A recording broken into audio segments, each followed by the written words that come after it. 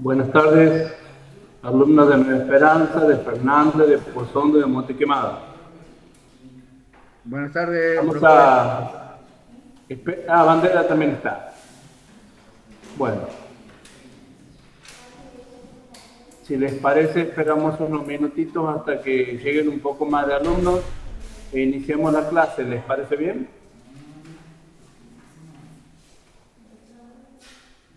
Estoy viendo que recién están llegando.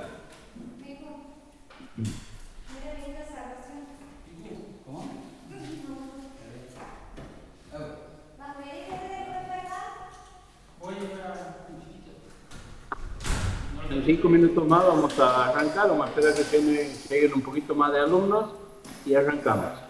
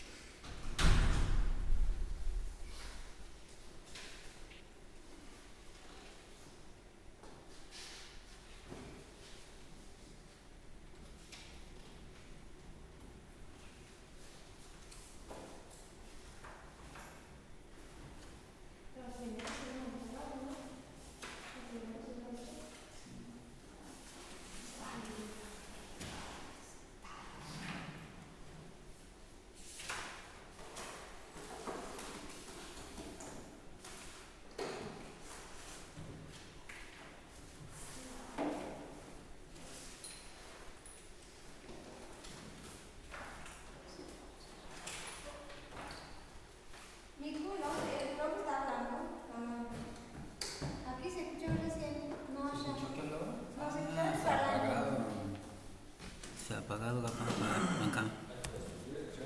A ver.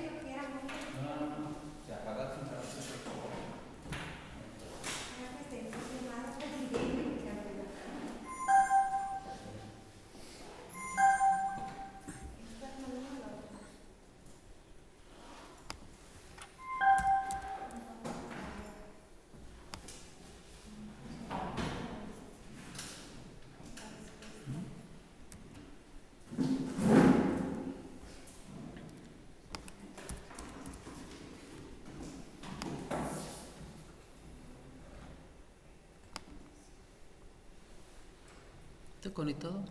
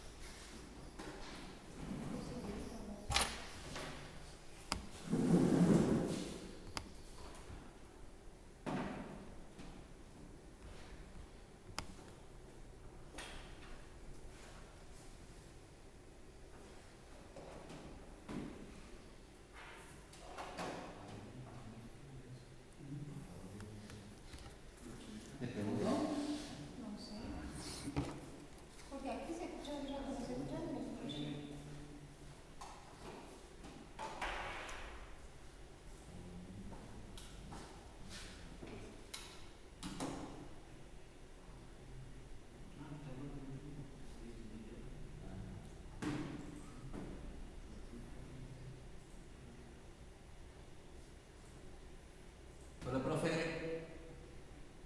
Hola, ¿qué tal? ¿Cómo ustedes? Aquí estamos. Ya, No escuchamos la vez vamos a pasada que hacer un no salía. rato hasta que arranquemos la clase. Esta es una equivalencia, digámoslo así, retomando la última clase que hemos tenido, donde hablábamos de número de Avogadro, condiciones normales de presión y temperatura. La equivalencia general que la vamos a usar, ustedes la van a usar cuando necesiten calcular soluciones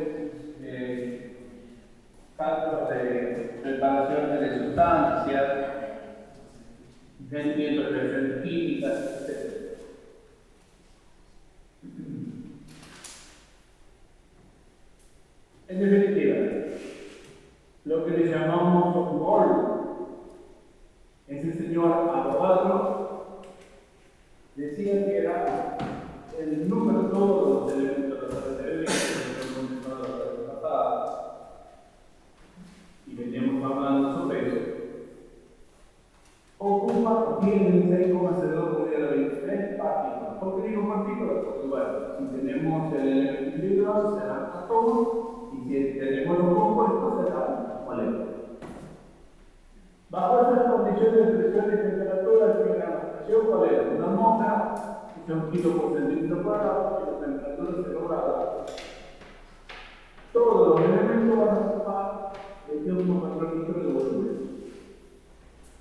Y un mol lo puede expresar si es un elemento solo, como su peso atómico, que los actores de la tabla periódica, o su peso molecular, si es un compuesto unido, entonces tengo que calcular cuántos átomos de cuántas unidades de ese elemento están en la fórmula. Por ejemplo, agua. Si hablamos de agua, ¿qué tenemos aquí? Peso atómico no, del hidrógeno. Y vamos a hablar de grado. Si es peso atómico de oxígeno. Y vamos a hablar de vegetales integrales. Pero como tenemos un compuesto, en donde tenemos 2 hidrógenos y 1 oxígeno, entonces, vamos a ver esto molecular, entonces será todo por 1 gramo más 1 por 16 gramos, y esto me da 18 gramos por mol. Esta es la unidad. 18 gramos por mol es el peso molecular de agua. Por eso la tiene aquí. Muy bien. Hicimos la tablita de número de valencia que comenté. La tienen a mano. Mucho silencio. ¿Qué pasó? Pues se lo he olvidado. ¿La cual, profe, puedes repetir? Sí, la tablita con los números, o sea, los elementos agrupados por números de valencia. O sea, elementos que tienen únicamente valencia número 1, elementos que tienen únicamente valencia número 2, sucesivamente. Aquellos que tienen valencia única, 2 y 3, aquellos que tienen 3 y 5, aquellos que tienen 1, 3, 5, 7. Era para que ustedes armen su tablita y ahí anoten elementos, y mucho más fácil, ustedes van a tener al lado para trabajar con eso. Se van a ir acostumbrando y eso se le va a ir grabando en la memoria. Si la tienen, úsenla, ningún problema. Pero más que nada es por el trabajo, la ejercitación, donde uno se le va quedando esos datos que va a necesitar. ¿Qué va a necesitar? El número de valencia o el número de asociación, que es la capacidad de combinación del elemento químico. Y eso es lo que nos va a dar, por ejemplo, si el agua, el oxígeno tiene el número 2 y el hidrógeno tiene el número 1. Y entonces, ¿qué hacemos? Si se combinan para que queden igualados en carga, porque el elemento tiene que ser estable eléctricamente para que pueda ser estable en la naturaleza. Y numerito 2, para eso tenemos un índice de 1, ahí para acá. Nada más que hacer la nota. El número 1, el número 2, el hecho de anotar en símbolo, ya estoy indicando que hay 1. Su presencia en el 31. Entonces es un cruce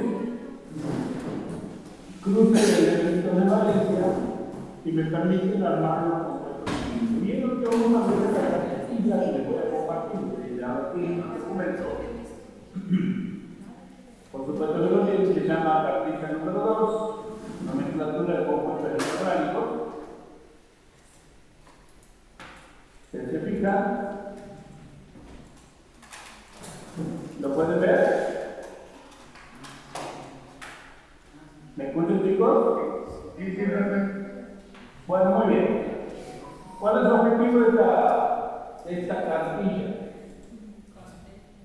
Por supuesto que es un reporte de, vuelvo a repetir, no hay libros específicos para el nivel o la carrera, no. Nosotros tenemos que hacer lo mismo que tener una biblioteca. Una extracción de contenidos que hacemos de distintas fuentes, por supuesto chequeadas, analizadas, que tengan rigor científico y certeza científica. Y entonces les proponemos esta propuesta. ¿Qué quiero que hagan con esto? Aquí está clarito. Identificar. Eso es lo que quiero que hagan. Identificar.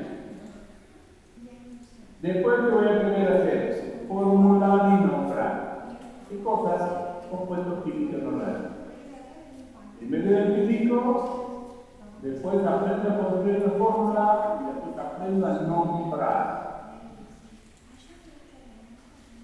Que a veces el nombre cambia según su estado físico en el que se encuentra la naturaleza.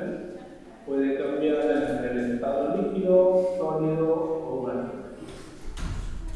Según eso puede haber una modificación en la forma de nombrar.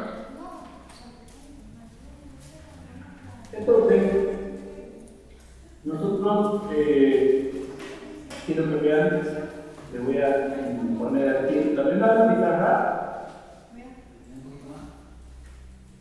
Por favor, la ven a la pizarra. No divisamos movimientos.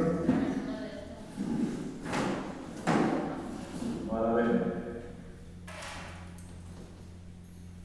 O sea, la vemos, pero no divisamos la letra. Ahí pueden divisarla. Está atrás mío. A veces los rayos del sol pueden estar molestando un poquito con los brillos. Pero alcanzan a verla. ¿Alcanzan a ver bien las letras ahí? No, profe, no. Ahora, si usted nos dice qué dice, lo me entiende. ¿Cómo? O sea, si usted si usted nos explica lo que dice, sí, lo me entiende, pero así, a simple vista no podemos divisar. Vamos a ver. ¿Ahí ves mejor? Mira. Profe, no se alcanza a ver lo que dice. Como tenemos tres partículas, y seguro que como partículas, que es atómico, natural, que saldrá. Eso es que condiciones humanas de interpretación. Y aquí le daba el ejemplo para él, agua. Entonces está compuesto por dos elementos, nitrógeno y oxígeno. Si me voy a tratar de compuesto atómico es un gramo de hidrógeno, del oxígeno es 16. Y en la fórmula tengo dos hidrógenos y un oxígeno. Entonces el peso completo de conjunto, el mol de moléculas de agua, o sea, 6,02 por 10⁻³ moléculas de agua. Ese peso va a ser igual a 2 por 1 gramo de hidrógeno, 16 gramos de oxígeno por el oxígeno, y tengo un total de 18 gramos, y eso se llama peso molecular, que es lo que tengo expresado aquí. Eso por un lado. Bien. Cuando hablamos de la capilla,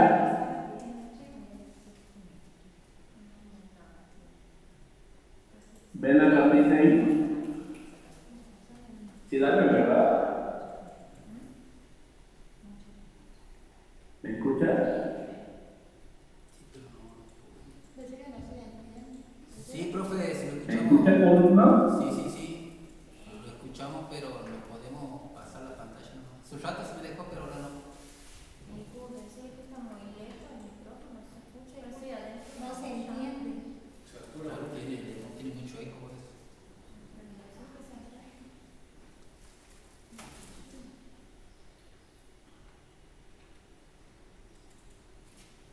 Pueden hablar para que yo aumente el volumen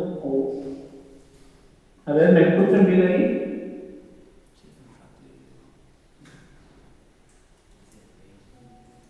¿Me escuchan, chicos? Sí, profe. Bien. Ahora está bien. Perfecto. Muy bien. Está bien. Quiero que nos guste la verdad.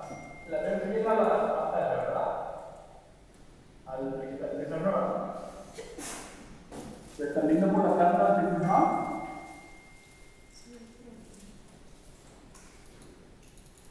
¿Chicos? ¿Cómo? Si lo vemos pizarrones. ¿Lo ven al pizarrón? No, profe, no nos deja cambiar la pantalla. En un rato sí me dejó, pero ahora no. Bueno. No, profe, lo que se ve. Bien, Profe, Sí, te escucho. profe, Sí, te escucho.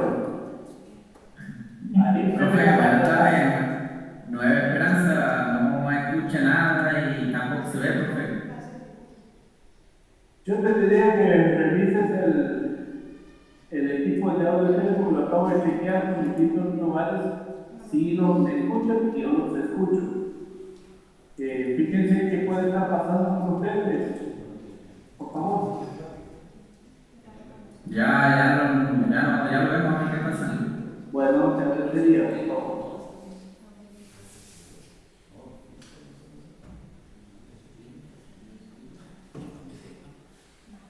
Bien. ¿Los demás alcanzan a recibir la hora de pantalla? ¿La del pizarrón? ¿Me escuchan los demás? Sí, profe, estamos bien. Muy bien. Les voy a hacer un esquema reducido o un esquema, llámenle maqueta conceptual o similar, de cómo son los compuestos químicos y cómo vamos a empezar a estudiar. Básicamente nosotros tenemos dos elementos básicos para tener, o los más abundantes, los metales. Profe, Sí, te escucho. profe, está sonando abajo la cámara, la pizarra no se ve bien. Ahí sí, ahí está, ahí. Ahora sí. Perfecto. Ahora los metales y los no metales. No me dejan. A su vez, estos dos elementos van a combinarse con dos elementos muy abundantes. Los metales, cuando se combinan con el hidrógeno, y los metales cuando se combinan con oxígeno. Por eso un poco más. Los metales, cuando se combinan con el hidrógeno, van a formar una familia de compuestos llamados hidrogenos. Los metales, cuando reaccionan con el oxígeno, van a formar una familia de llamados óxidos ácidos.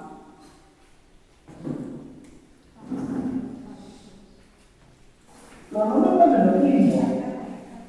También tienen capacidad de reaccionar con el oxígeno y en vez de óxidos básicos van a formar lo que llamamos óxidos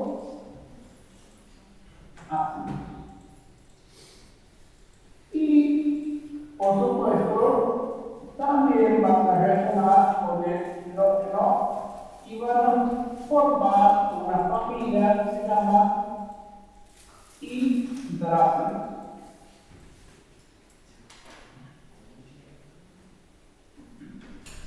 ¿Estamos ahí? Muy bien.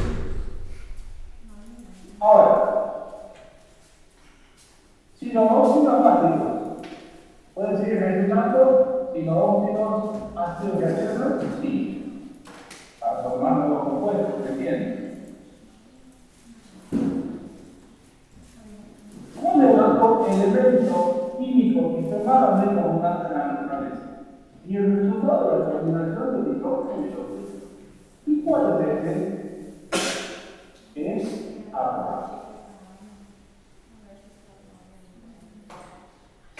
Entonces,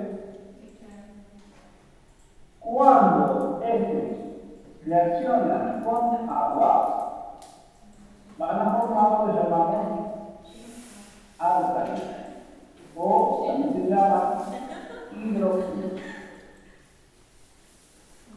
Ya lo vamos a enseñar cómo se nombra. Y cuando están aquí, van a formar lo que llamamos ácidos.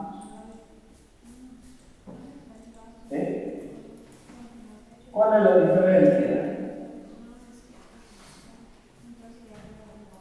Estos son binarios, o sea, tiene dos elementos. Estos son binarios, estos son binarios, igual aquí, y estos son ternarios.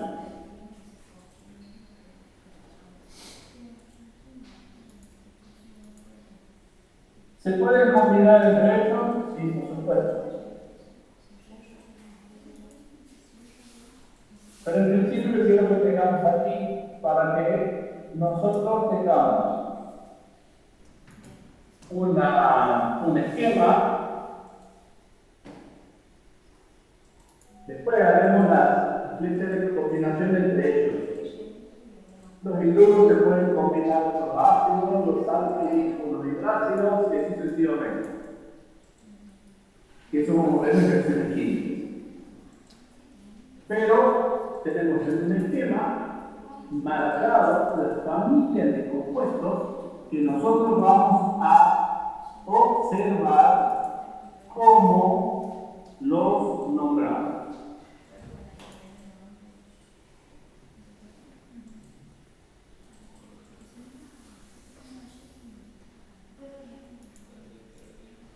Bien. Vamos a ver un poquito.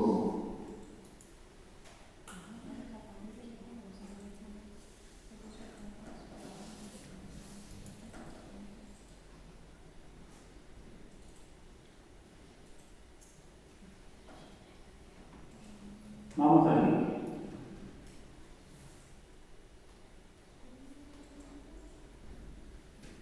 Tenemos que los compuestos inorgánicos vamos a identificar los distintos tipos de compuestos químicos, aquí los tenemos.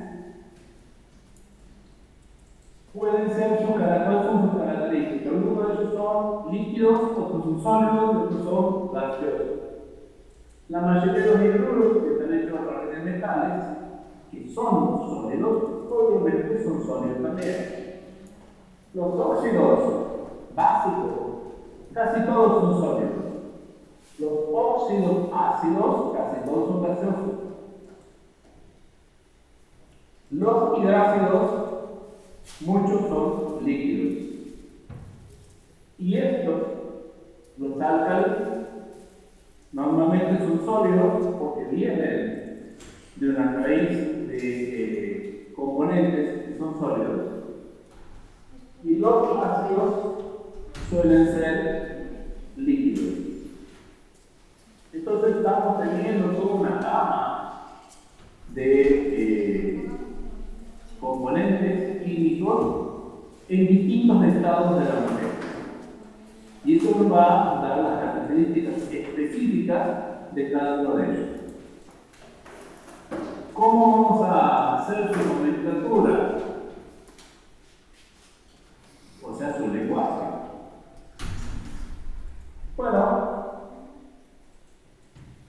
hay algunas nomenclaturas que vienen muy antiguas.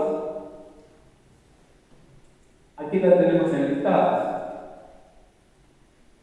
En donde la más antigua antiguas, como se lo nombraba a los compuestos químicos, cuando inclusive no se la conocía a todos los elementos que conocemos hoy en la atmósfera, que son más de 104 elementos, obviamente.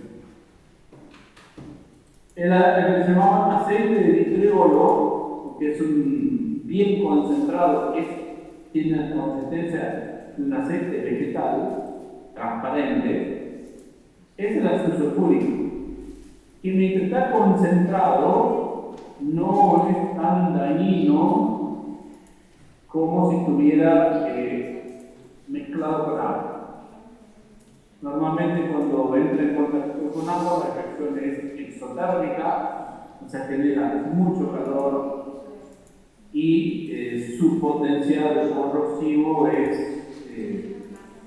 se eleva a una N potencia. Ahí se vuelve muy corrosivo. ¿Por qué es esto? Porque este ácido básicamente es un ácido que secuestra hidrógeno y oxígeno, o sea, agua. Si yo pongo una sustancia orgánica como leche, por ejemplo, me la carboniza totalmente. Y es más, aparte de un ensayo que se usa en fábrica, en las plantas lácteas, para separar la grasa del resto de los componentes de la leche, se lo mezcla con ácido sulfúrico diluido con agua. Entonces se carboniza todo el material y queda únicamente separado la grasa que no reacciona con la solución ácida. Después del más conocido, este ácido sulfúrico pertenece a esta familia de compuestos químicos llamados ácidos, u otros lo llaman también oxoácidos.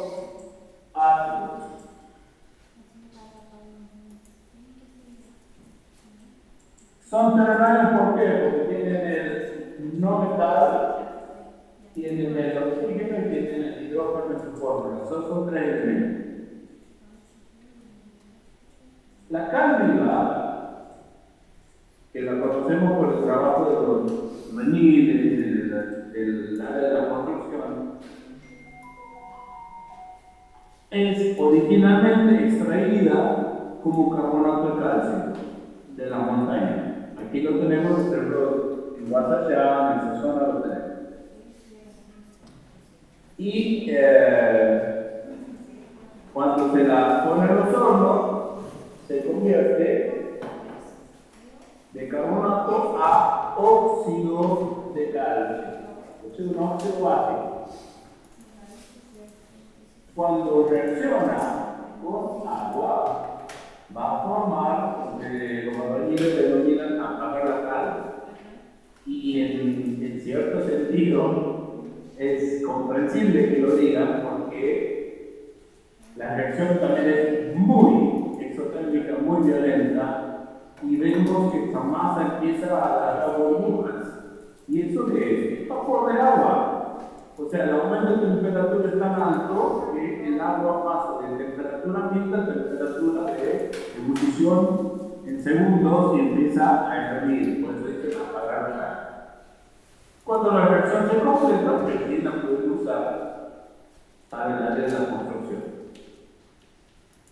Esto ustedes lo conocen, lo compran en los negocios comerciales que venden elementos químicos, sueltos y demás, como ácido muriático. El ácido muriático es el ácido clorhídrico, pero no purificado. Es el ácido clorhídrico de uso industrial. El que se usa normalmente en los laboratorios es un ácido clorhídrico muy purificado, es un líquido absolutamente transparente, levemente amarillito, y el muriático es amarillo. O sea, tiene un nivel de impurezas que para los usos de laboratorio o de síntesis química normalmente no satisface los estándares de la necesidad que se tiene. Pero para uso industrial es perfecto. Entonces, ácido muriático es acento hídrico, pero se diferencia, como les digo, del que se ve en el laboratorio en su grado de pureza. El otro elemento muy conocido es la bandina, que es un hipoclorito de sodio, es un óxido ácido reacciona con agua, y voy a tener, pero esto es una sal, es ácido hipocloroso más un componente que me suministra el tercer elemento, que es sodio. Entonces, el no metal, oxígeno, y en este caso un metal, en este caso sodio. Eso sale de la menciona los componentes, esto que no tengo aquí graficados para no complicar el gráfico nada más, y porque no quiero adelantarme tanto en el tema. El otro elemento muy conocido en estos negocios es soda cáustica, que es sólida, es blanca, granulada, y químicamente eso se llama hidroxesodio. Entonces es un álcali, en donde está el sodio, el óxido de sodio, cuando se reacciona con agua, forma hidróxido de sodio. Lo purifican, los deshidratan, lo purifican y al estar deshidratado y purificado tenemos todo sólido. Y eso nosotros conocemos como soda cáustica. Que tanto en muriático como en la lavandina como en la soda cáustica son usados para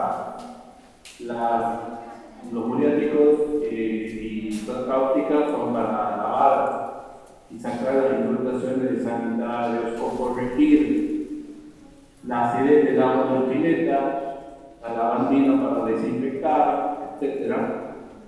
Pero son elementos comunes que tienen un nombre viejo y un nombre mucho más nuevo.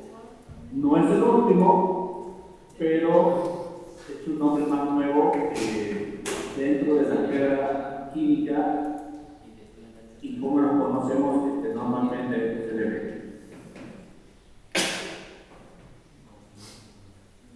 Entonces, ¿cómo hace la determinación de la composición y las proporciones en las que están ellos?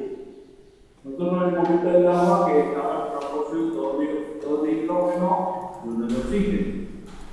Bueno, vamos a ver cómo se hacen las fórmulas químicas o también llamadas fórmulas moleculares. ¿Por qué? Porque me parece un compuesto porque es estable en la naturaleza, en condiciones normales, ambiente, y entonces me va a generar una molécula estable, elementos estables, que tenemos como fórmulas moleculares. ¿Quién forma esta molécula? Bueno, los símbolos, las letras de los elementos químicos de la tabla periódica, al cual le vamos a definir sus índices. Entonces tenemos aquí lo denominamos C y A, por darles un nombre, una letra genérica. No está indicando ningún elemento todavía de la tabla periódica, pero sí representan dos elementos que se combinan en una determinada proporción. Esa proporción lo determina, aquí lo reemplazan al numerito por una letra X o una letra Y. ¿Por qué? Bueno, porque son los números de las letras que venimos usando desde la primaria. X, Y, Z, no se nos cae. Lo aprendimos en matemáticas y lo seguimos usando aquí. Eso no se modifica. ¿Qué es lo que tiene la fórmula química? Es una representación universal. ¿Qué significa eso? La conocen todo el mundo de la misma manera. ¿Por qué esto es importante? Bueno, porque si nosotros, por ejemplo, vamos a las unidades de medida, en el resto del mundo, en unidades de medida de peso, usamos el gramo, el kilogramo, la tonelada, o usamos el milímetro, el centímetro o el metro. En cambio, en el mundo anglosajón, Inglaterra, sus países de influencia y los Estados Unidos usan otra unidad de peso y otra unidad de medida de longitud. Ellos ya van a la libra o van a la pulgada como unidad de longitud, etc. Entonces,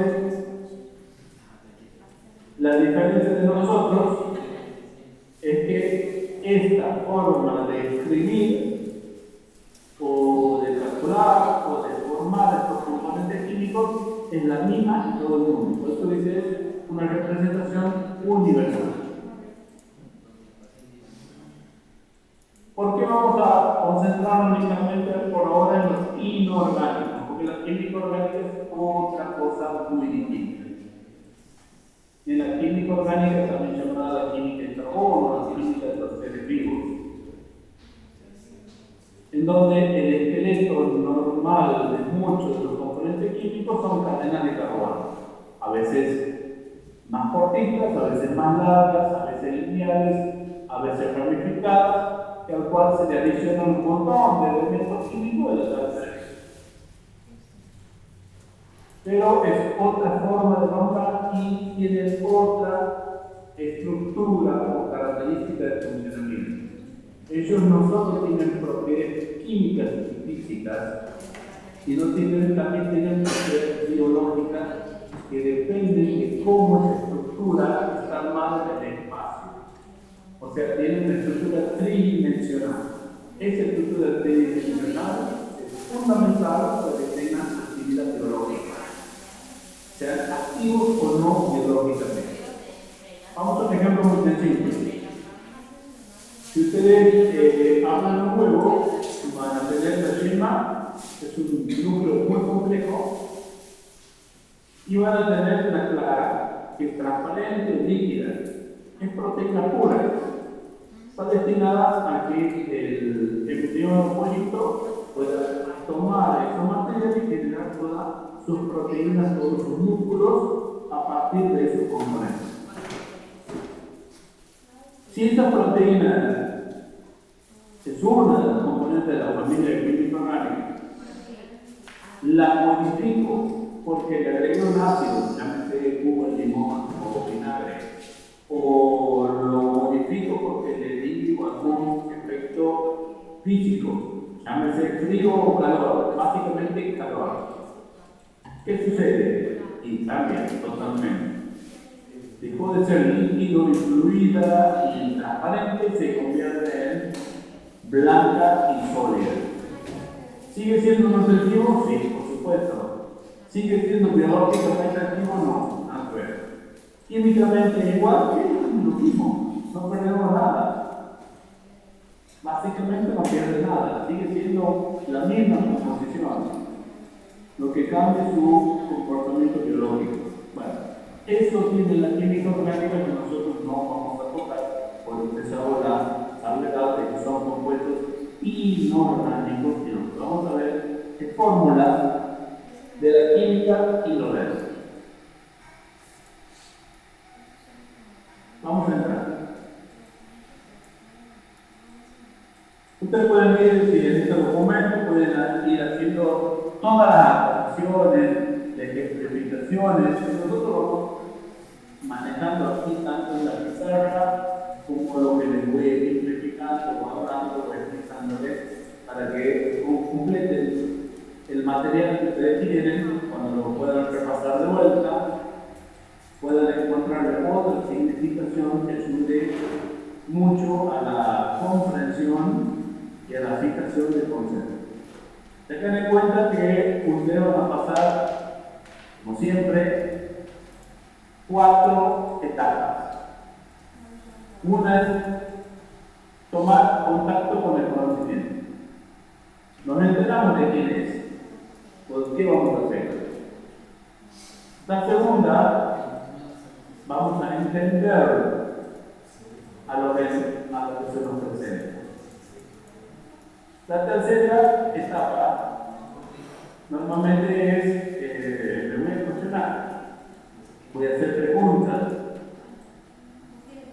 voy a tener prejuicios. Y por último, eso me va a generar una aceptación de ese conocimiento. Cuando la aceptación por mi persona de ese conocimiento sucede, puedo aplicarlo. Cuando lo aplico, quiere decir que lo he aprendido. En la práctica, ¿dónde lo van a ver ustedes? Vamos a entender que cada uno de estos componentes, cómo construimos la fórmula, vamos a entenderla. Vamos a hacer todos los cuestionamientos de por qué es así, cómo es allá, vamos a encontrar las diferencias, por qué una u otra consideraciones, por qué entre otra, etcétera, etcétera.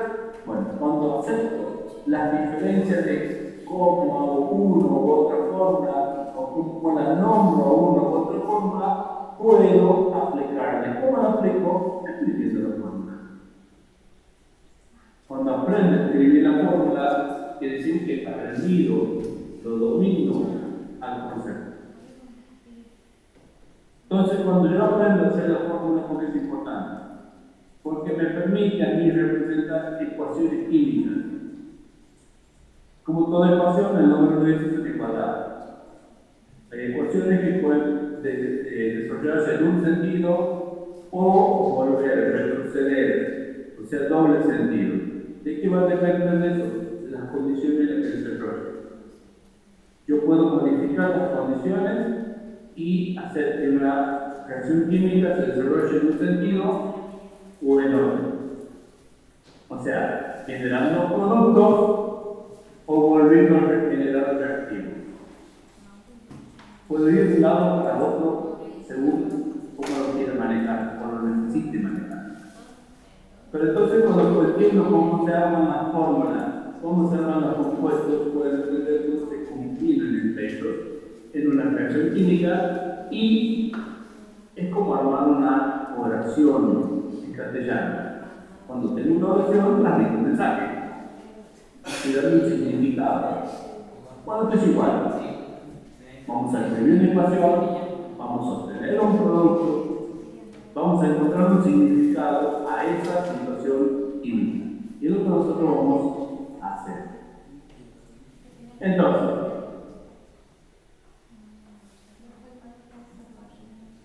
¿qué es lo que necesitamos? Desarrollar un método que sea entendible. Obvio. Todo el mundo tiene que hablar de lo mismo. ¿Y quién se encarga de eso? Para crear una nomenclatura que sea sistemática y ordenada. O sea, sistemática que exige todos la sistemática es un sistema de generar fórmulas. Y todos son lo mismo.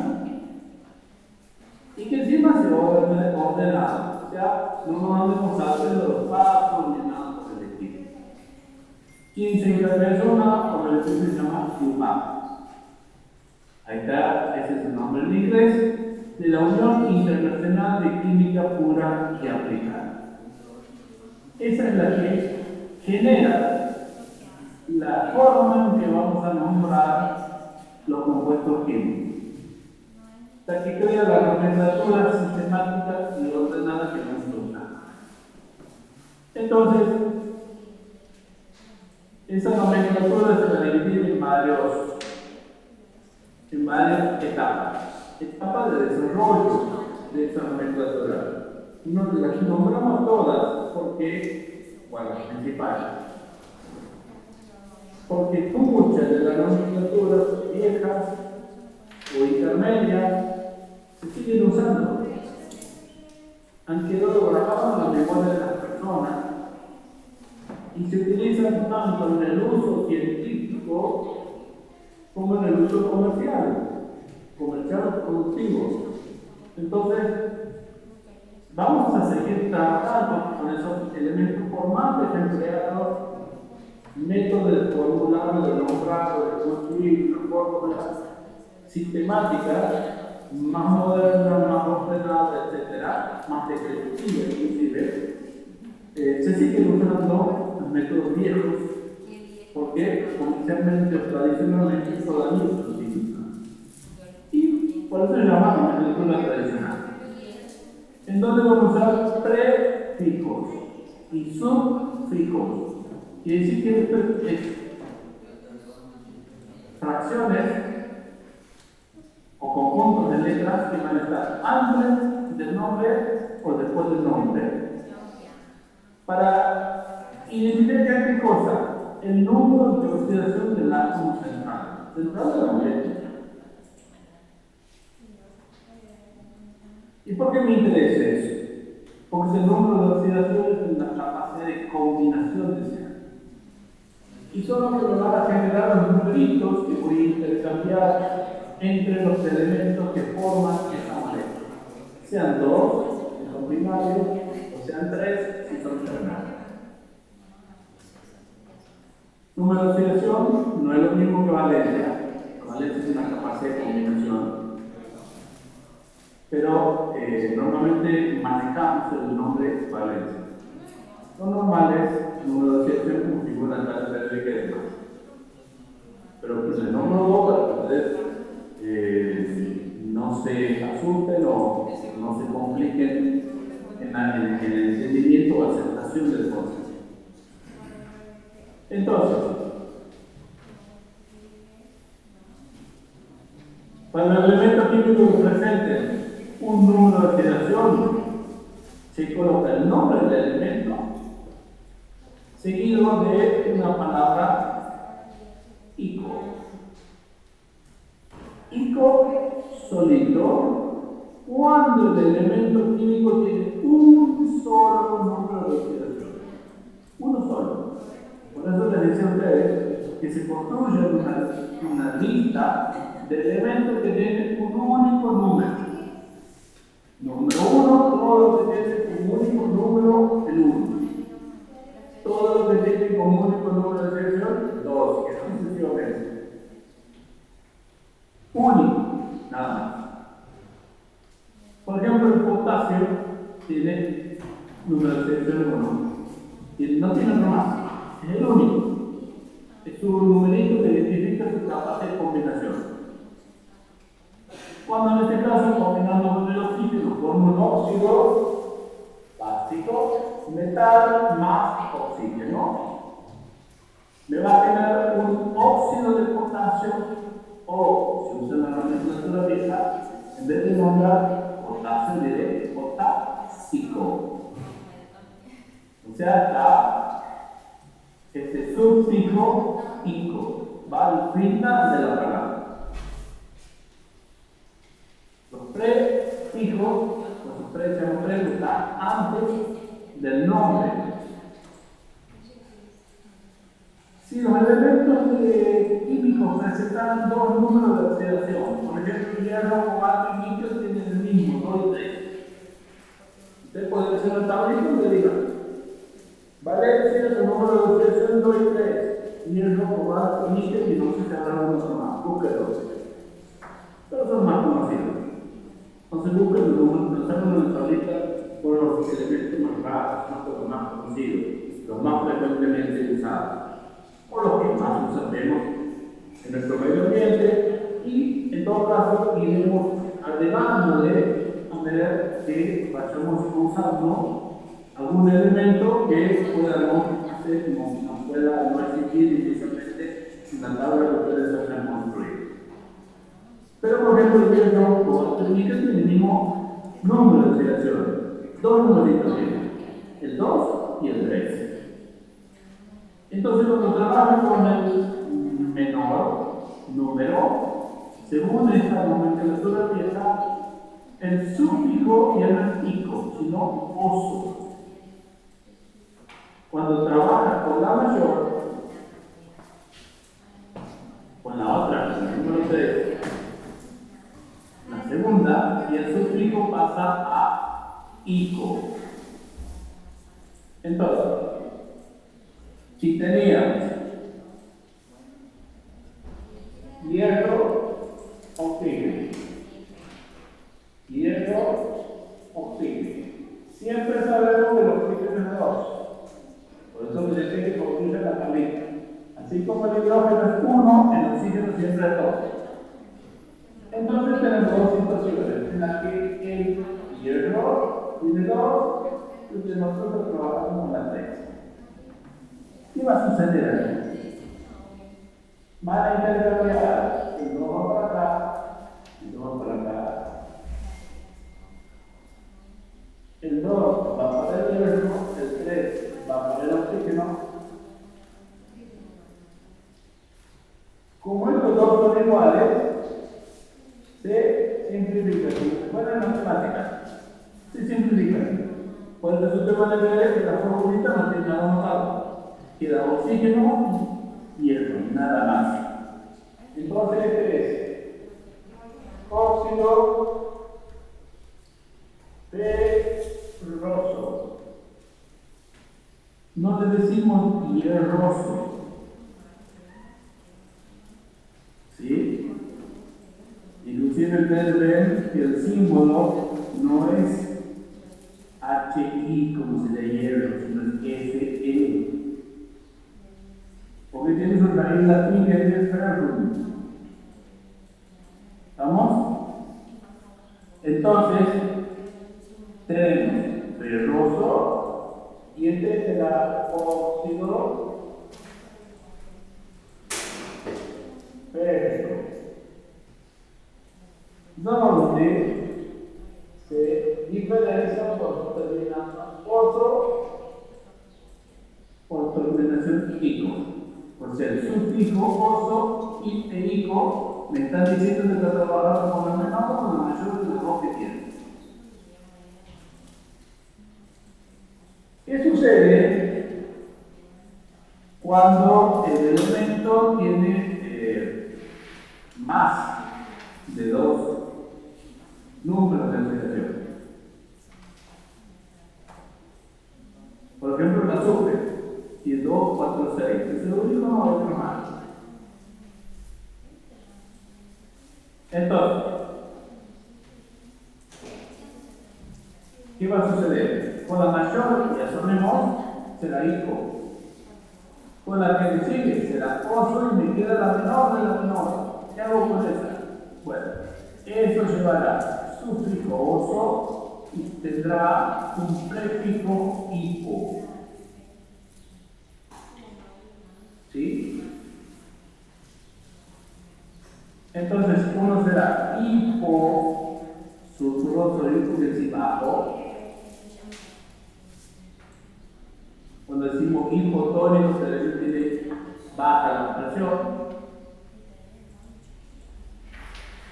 bajo el tono. El segundo caso será óxido sulfuroso, no, usted lo tiene en el documento, y sulfúrico.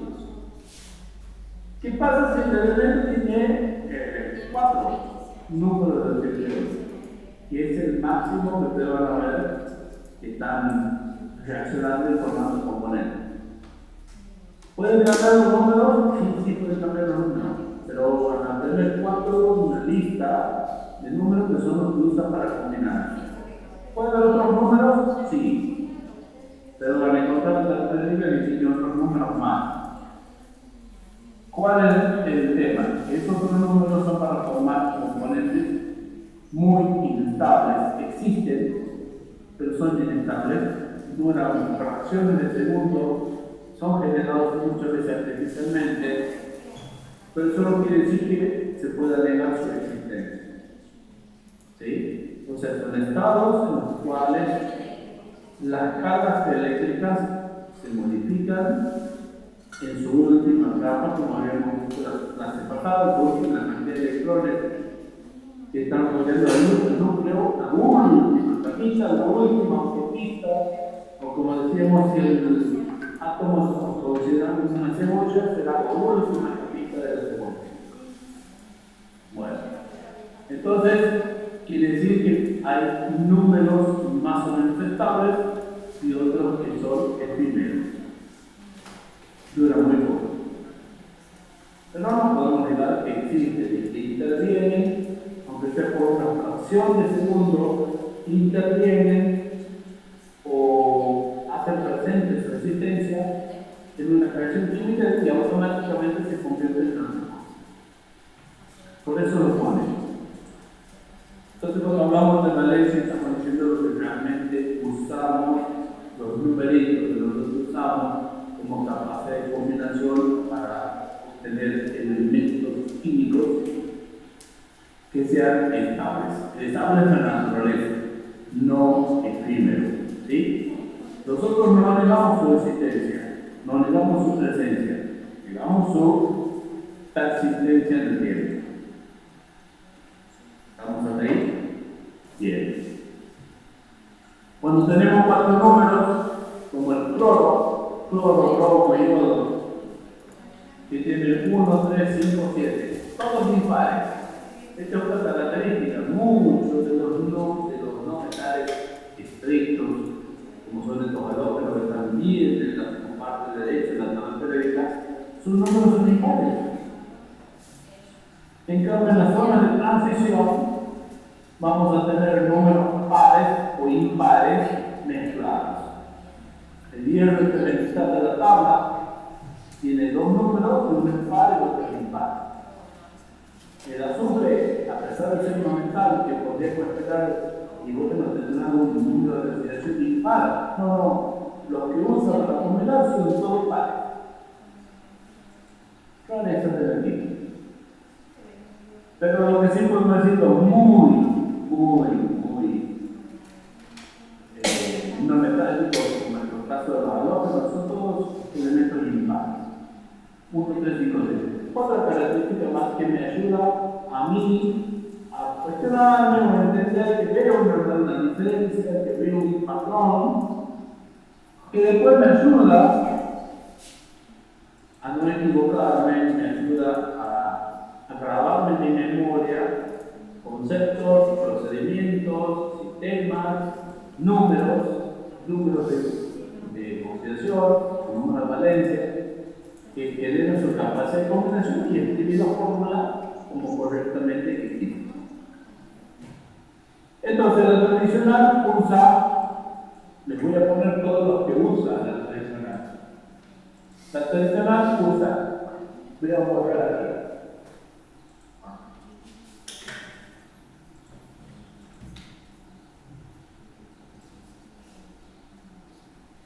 Les explico porque aquí en esta última columna, donde está el cloro, donde están 4 números, etc., están todos los prefijos y subfijos que usaban. Entonces, el primero es hipo, el nombre, terminación oso. El otro es el nombre, terminación oso. El nombre, terminación pico. Y el último, uso el prefijo per, nombre, terminación pico. ¿Qué tenemos todo? Cuando tengo un solo numerito de valencia, voy a usar este. Cuando tengo 2 números de valencia, voy a usar este y este. Cuando tengo 3 números de valencia, voy a usar este y este. Y cuando tengo 4 números de valencia, voy a usar todos estos que están aquí. ¿Sí? Para identificar los 4. Entonces, cuando entiendo eso, empiezo a comprender cómo voy a nombrarlo. ¿Qué nombre va aquí metido? Y el nombre del no metal, o nombre del metal, si llegara a la cosa. ¿Sí? Bien. Otra nomenclatura. Porque está la primera que empieza y que es aceptada por todo el mundo, empezó a usar. Bueno, se quedaron. ¿Qué se nos complica? Vamos a hacer más fácil. ¿Por qué? Porque hablamos de hijo, de oso, de perro, hijo, oso. Pero dice cielo, todo el mundo tiene la memoria para identificar cuándo tiene 4 valencias, cuándo tiene 3, cuándo tiene 2, cuándo tiene 1. Entonces, alguien se le ocurrió hacer stop, donde en la nomenclatura citada, donde se dice, bueno, señores, aquí vamos a indicar el número de oxidación, o el número de valencia con el cual se combinaron los elementos. Cuando el elemento tiene un solo, dice la salvedad, cuando el elemento tiene un solo número de sección, una sola valencia, no hay forma de que pueda equivocarse, bueno, ahí se lo nombra la fórmula al elemento tal cual. Pero si tiene dos más elementos, números de oxidación para combinarse, lo vamos a indicar con números romanos. Así. Entonces, en el ejemplo que hemos visto del nivel con el 2 era, decíamos, ferroso, óxido, ferroso. Aquí me dice óxido de hierro, ¿por qué me dice estuvo con cuál número de sección? Más 2, sí. Cuando usted ve la carga eléctrica, número positivo con número negativo, perdón, símbolo positivo o símbolo negativo acompañando el número, eso que le están indicando es número de oxidación. Si es el número solito, es la valencia. ¿Estamos? Bien. Entonces, en este caso, la nomenclatura antigua, como se llamaba con la terminación oso, aquí es óxido de hierro. Identifica, no decimos ni ferroso, derivó del latín, nada. Lo decimos como el nombre lo identifica. Hierro. Perfecto. ¿Coincide con el símbolo que está en la tabla derecha? No. Pero sabemos cuál es el elemento, el hierro. Y el número de oxidación lo identificamos con número romano. Dos registas, el número 2, 3 registas, el número 3. Y listo. Simple. Sin complicaciones. Porque, por ejemplo, si decimos plomo, no decimos plomoso, no decimos plómico. Se dice plomboso y plómico. Porque deriva como le dio de latín. Entonces, en la nomenclatura vieja se usaba ese lenguaje, bueno, era común, pero con el paso de los años, un lenguaje que pasó al olvido, dejó de usarse, entonces esa nomenclatura dejó, esa forma de nombrarlo, dejó de tener relevancia.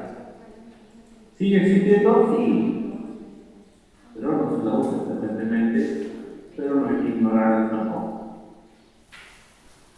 La tercera forma es la nomenclatura sistemática, en la cual vamos a usar 3 fijos.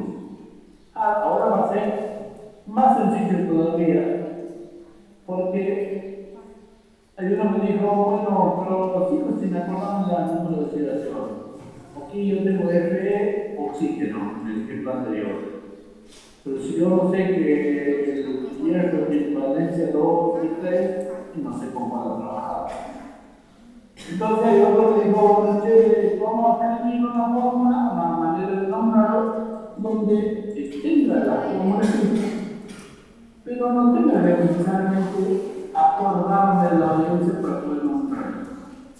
Y para eso hizo uso de decir, bueno, vamos a indicar con prefijos cuántos átomos hay de cada uno de ellos en la fórmula. Para eso usan prefijos, como es indicado en el documento, mono, di, tri, tetra, penta, hexa, hepta, octa, nona, está mal, no es genera sino es nona, deca, y así sucesivamente. ¿De qué deriva eso? Estamos usando el griego para indicar los números. ¿Qué son los numeritos? Los numeritos son los que aparecen en la parte de abajo de la fórmula. ¿Sí? Teníamos hierro, oxígeno, por ejemplo este. nomenclatura lo llamamos férrico. En la de stock lo llamamos óxido de hierro 3. Y en esta, ¿cómo lo llamaremos? Bueno, en esta vamos a usar, aquí te dice, para nombrar los formulados de los compuestos, tienen que aprender símbolo y nombre del elemento. Bueno, está bien, por el uso lo aprenderemos teniendo la tabla de la mano. Grupo que pertenece. Grupo 1 vertical, grupo 2, grupo 3, para saber cuál es el número de valencia o el número de oxidación que frecuentemente usa para generar compuestos de estado. Distinguir entre elementos metálicos y no metálicos. En la tabla periódica está marcado con un escalón cuáles son los metálicos, cuáles son los de transición y cuáles son los no metálicos. Así como la columna final de la derecha que dice los gases nobles, que son los elementos químicos que no reaccionan con nada. O sea, no producen ningún compuesto reaccionando con otro. Entonces, saber que los metales forman cationes y los no metales aniones. Eso es en función de que se van hacia lo que se llama cátodo o ánodo en una cuba electrolítica o una pila.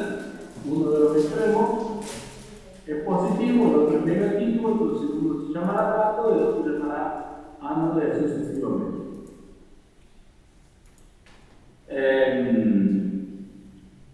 Y usar el número de oxidación según distintas reglas por tabela. Bueno, aquí lo hemos hablado, más o menos. Es una tablita nueva en donde clasifica el inorgánico y orgánico, y los inorgánicos si son de 2 átomos, si son de 3 átomos o 4 átomos formando la molécula. En sus distintas proporciones, por supuesto, pero átomos distintos. Entonces, los binarios están los óxidos, los peróxidos, que es un óxido superior, los hidruros y sales binarias. Normalmente son combinaciones de hidruros con hidróxido de sales binarias. Una sal binaria común, todo el sodio. Esta sal de mesa, la que usamos para la cocina, es una sal binaria. O sea, cuando tenemos combinación de metal y no metal, tenemos una sal. La sal como nombre general de compuesto. Puede ser binario, en este caso, puede ser ternarios o cuaternarios. Dependiendo de una molécula tiene 2, 3 o 4 átomos distintos. Los ternarios son los hidróxidos, como habíamos visto, el hidroxisodio, también se llama zona táctica, y otros más.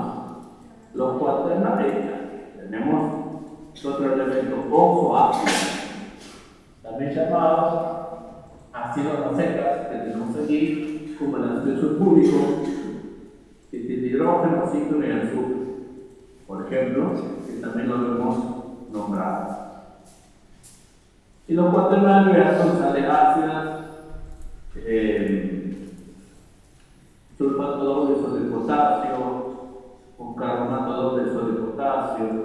Entonces ya tiene carbono, oxígeno, sodio de potasio. Está hablando de combinaciones de metal y no metal, pero moléculas que están formadas por 4 átomos distintos.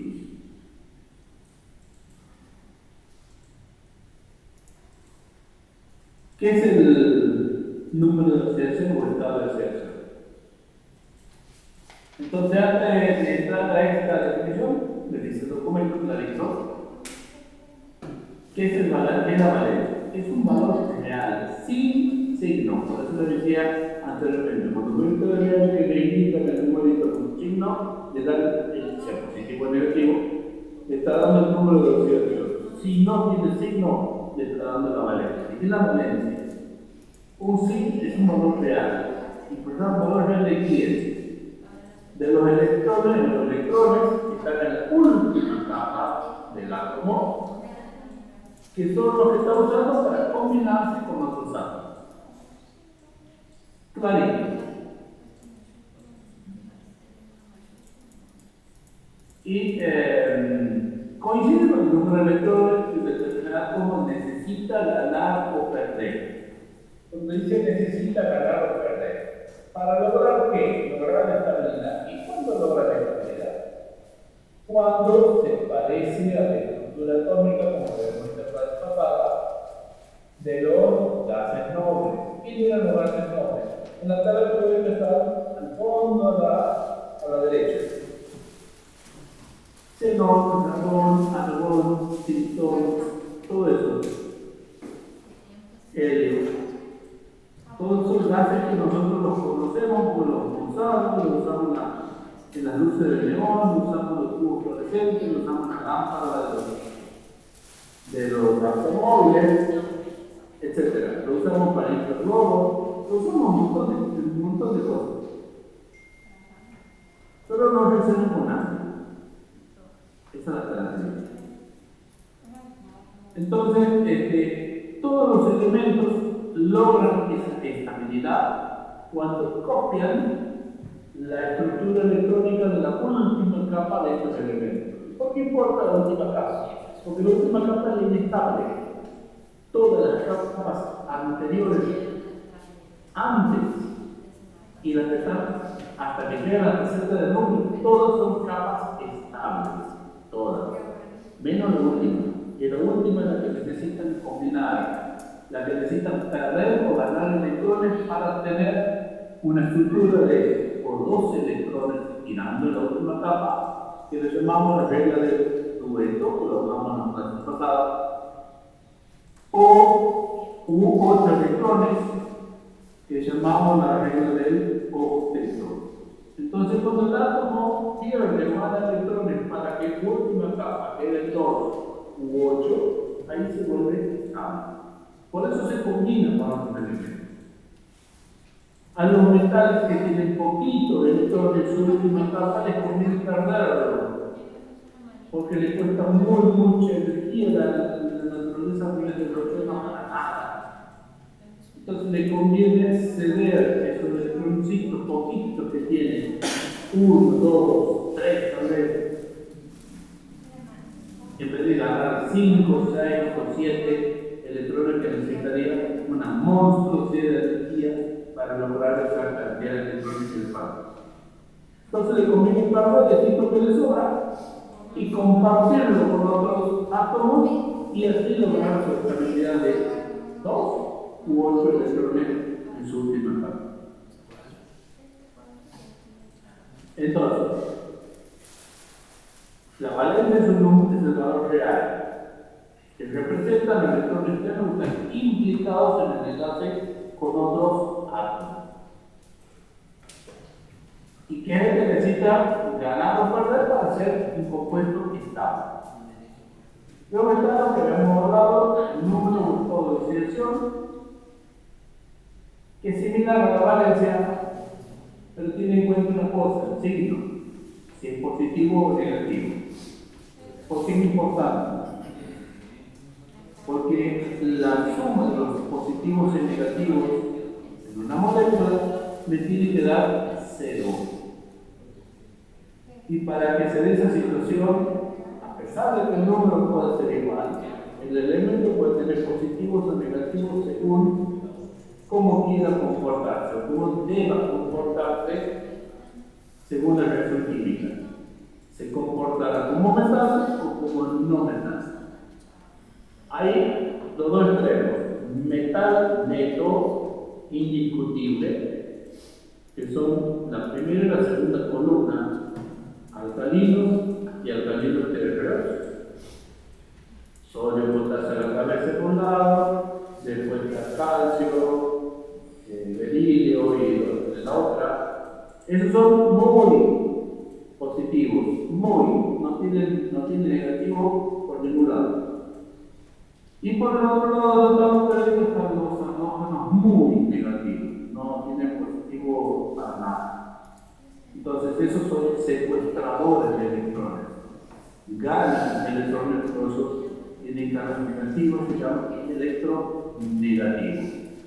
Los otros que pierden, electrones que pierden carga negativa, le sobran las positivas, se llaman electropositivos. O sea, los metales son electropositivos todos.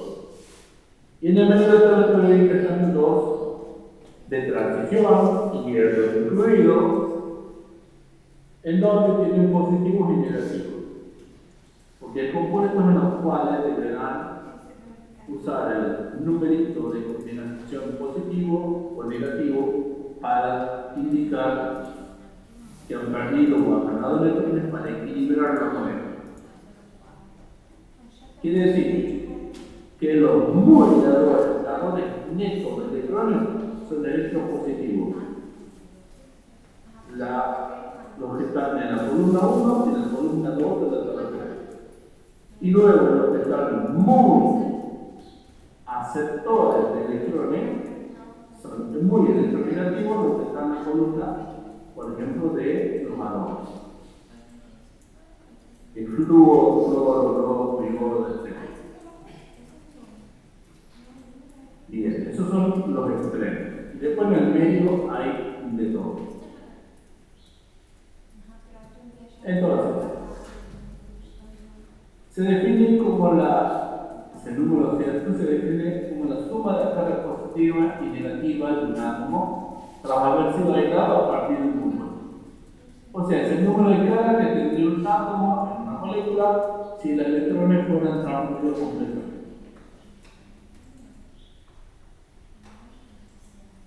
En una unión iónica, en donde el ion, ¿a qué se denomina ion? Bueno, es un elemento químico que no es estable, que está en proceso de estabilizarse para combinarse con otros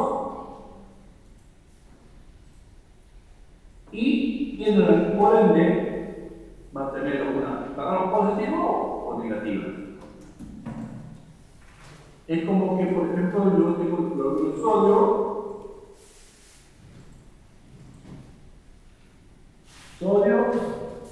cloruro, sal común de mezcla. Este es muy electronegativo, aquí está tratando con -1. Este es muy electropositivo. Y como son de 1, el 1 no se anota en el índice, para que tenga su índice, no se anota en 1, porque el tipo de identifica que hay 1. Entonces, ¿qué me está diciendo aquí?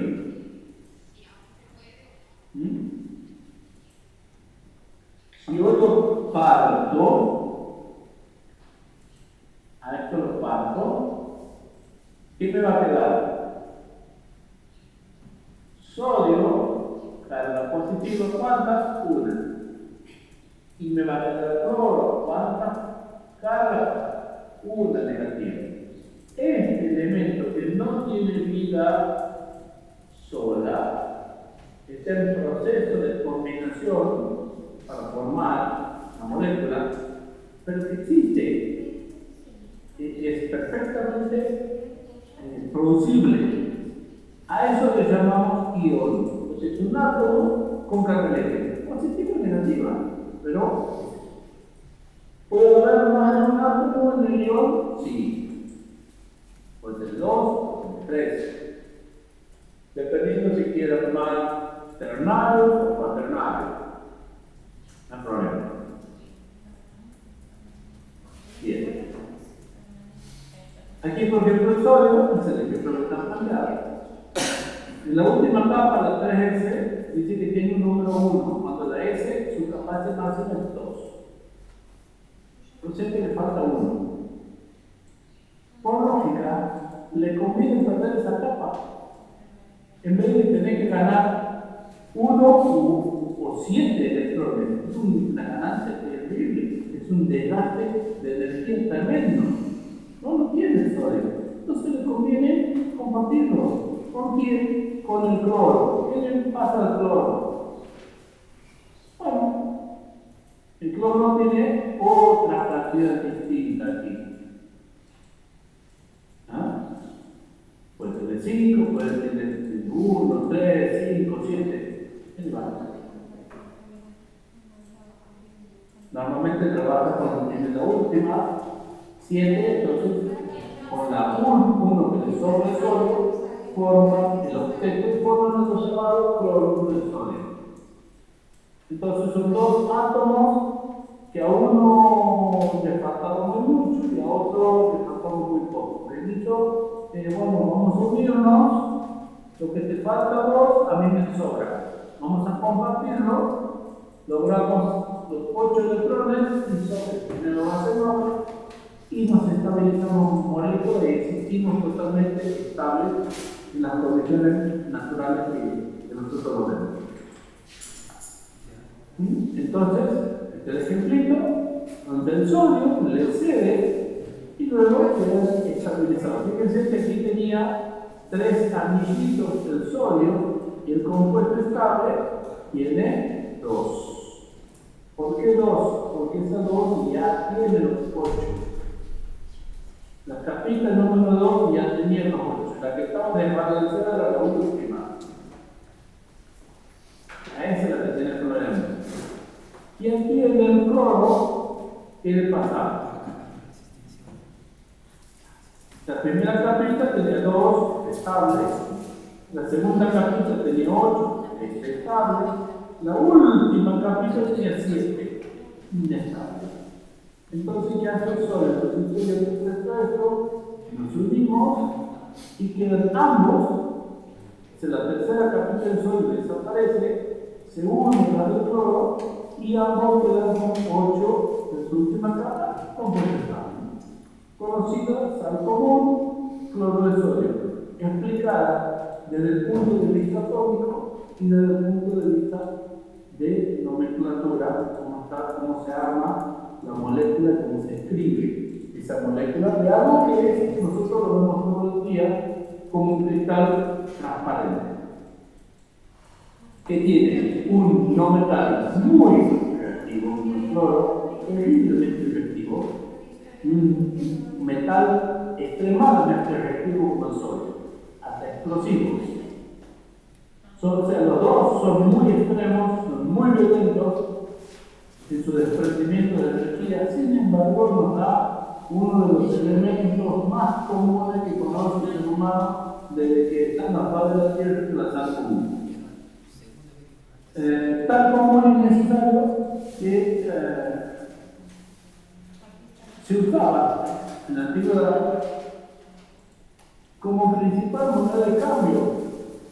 ¿Y por qué eso? Porque puede ayudar a conservar su alimento, su medio de sustento, de prolongar su vida. Entonces, le permitía el traslado hacia mejores zonas de habitabilidad.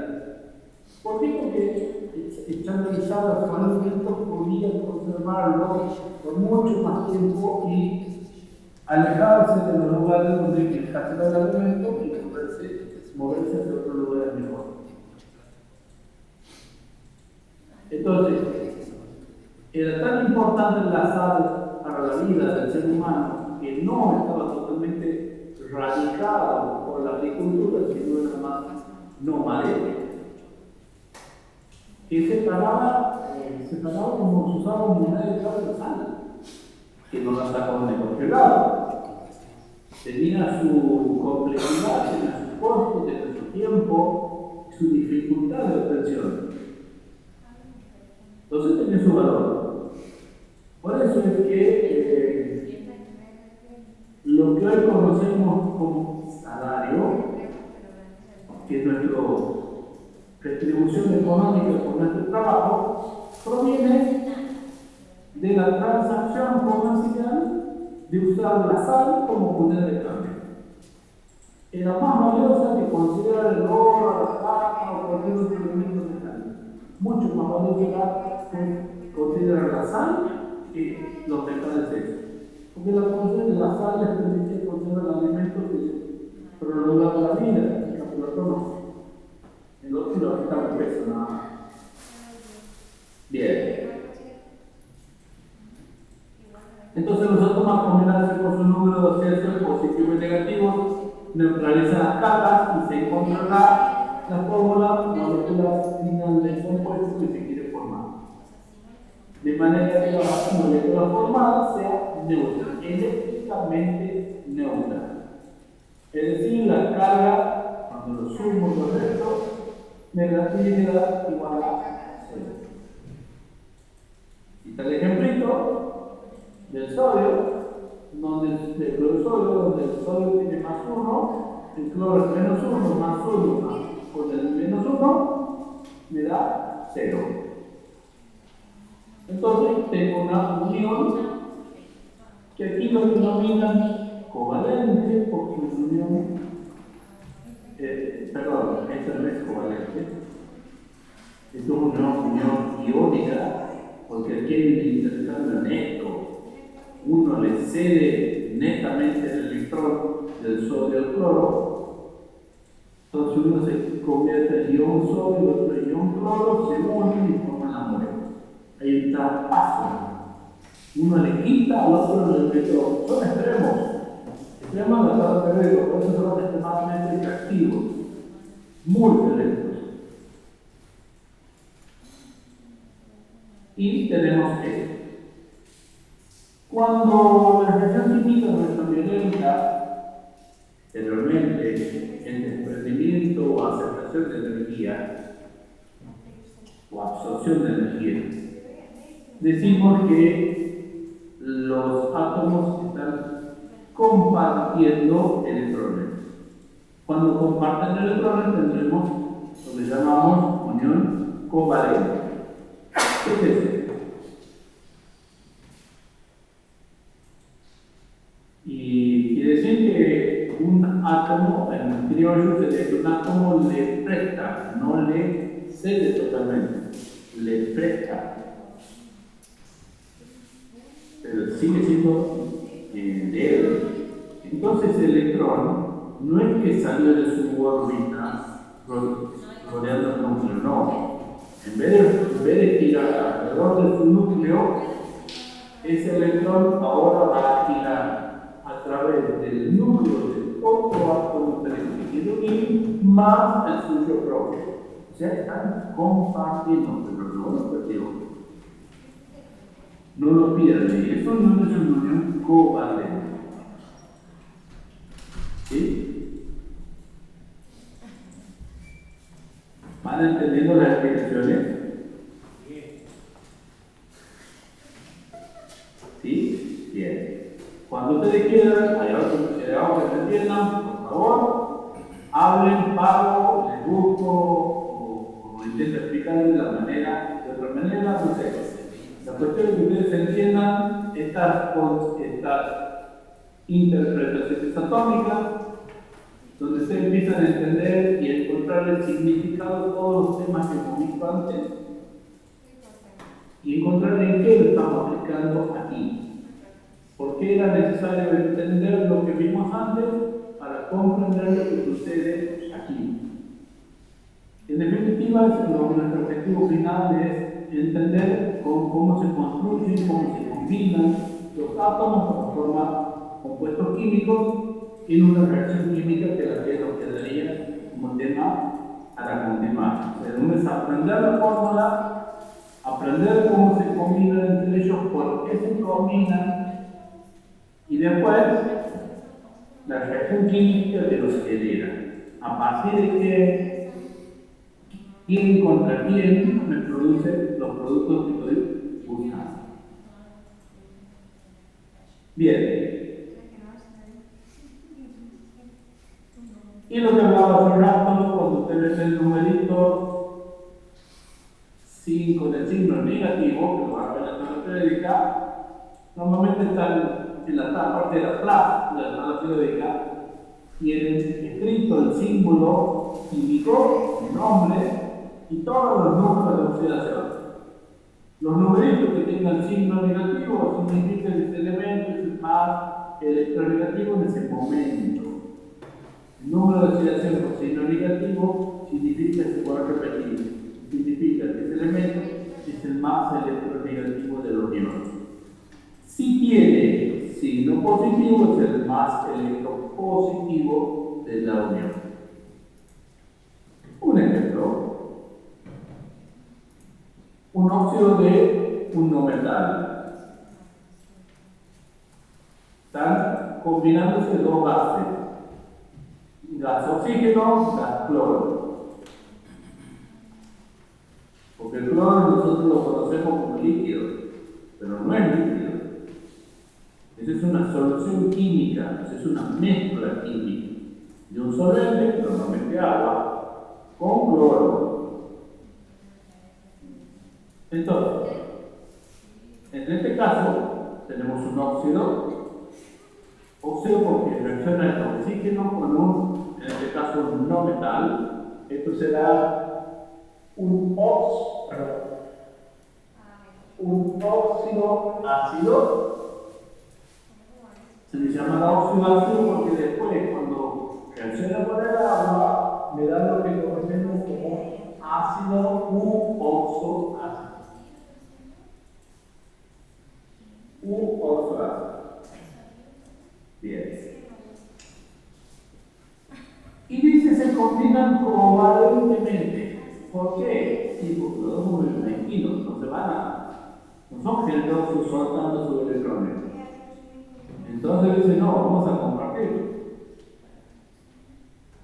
Lo que pasa es que los electrones que tienen girando en su última capa son numerosos, pero no son los 8 que necesitan. Entonces les conviene compartir y no perder. Simplemente voy a repetir, porque la naturaleza no desperdicia nada. Busca el equilibrio. El equilibrio lo encuentra compartiendo y no cediendo, no perdiendo. ¿Sí? Si pierde o gana una enorme cantidad de electrones, vamos a tener un gran desprendimiento de energía. Los electrones, cuando se mueven y se desprenden, generan un gran movimiento de energía. Lo vemos cuando sale una chispita en la bujía de un auto o de una moto. Esa chispita es una corriente eléctrica. Si trae pocos electrones, bueno, como tiene un matriclic, un chispero que decimos,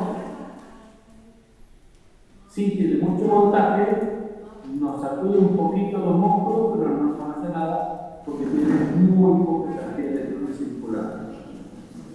En cambio, que pueda saltar una chispa en un matriclic o algo, tiene que más o menos tener de 10.000 a 15.000 voltios.